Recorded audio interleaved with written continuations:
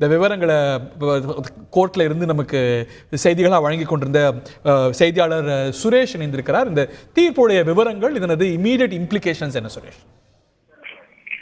வணக்கம். அதாவது சொத்து குவிப்பு வழக்கில் அவரை பொன்முடி, அமைச்சர் பொன்முடி மற்றும் அவருடைய மனைவி விசாலாட்சி ஆகியோரை விடுதலை செய்து விழுப்புரம் நீதிமன்றம் கடந்த 2016ஆம் ஆண்டு பிறப்பித்த தீர்ப்பை எதிர்த்து லஞ்ச ஒழிப்புத்துறை தரப்பில் உயர்நீதிமன்றத்தில் மேல்முறையீடு செய்யப்பட்டிருந்தது.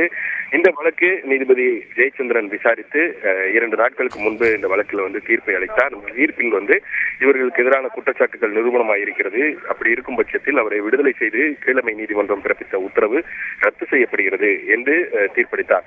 இதன் காரணமாக அவருடைய தவறுக்கு கல்வி இழப்பானது அமலுக்கு வந்தது. இந்த நிலையில் இந்த வழக்கில் இவர்களுக்கு தண்டனை விவரங்கள் அறிவிப்பதற்காக இந்த வழக்கு இன்றைக்கு தள்ளி வைக்கப்பட்டிருந்தது. இன்றைக்கு வழக்கு விசாரணைக்கு வந்தபோது பொன்முடி மற்றும் அவருடைய மனைவி இருவரும் நீதிபதி ஜெயச்சந்திரன் முன்பு ஆஜராகினார்கள்.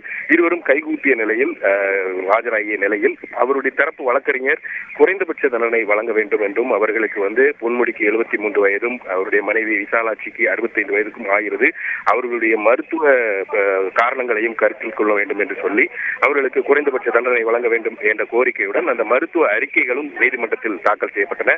இந்த அறிக்கைகளை பரிசீலித்த நீதிபதி இந்த வழக்கை பொறுத்த வரைக்கும் ஏற்கனவே தண்டனை விடுதலை செய்த உத்தரவு ரத்து செய்யப்பட்டு தண்டனையானது அறிவிக்கப்பட வேண்டியிருக்கிறது. அதன் காரணமாக இவர்களுக்கு ஊழல் தடுப்பு சட்டம் மற்றும் இந்திய தண்டனை சட்டப்படியில் 3 ஆண்டுகள் தலா 3 ஆண்டுகள் சிறை தண்டனையும் தலா 50 லட்சம் ரூபாய் அபராதமும் விதிக்கப்படுகிறது என்று நீதிபதி ஜெயச்சந்திரன் தீர்ப்பளித்தார்.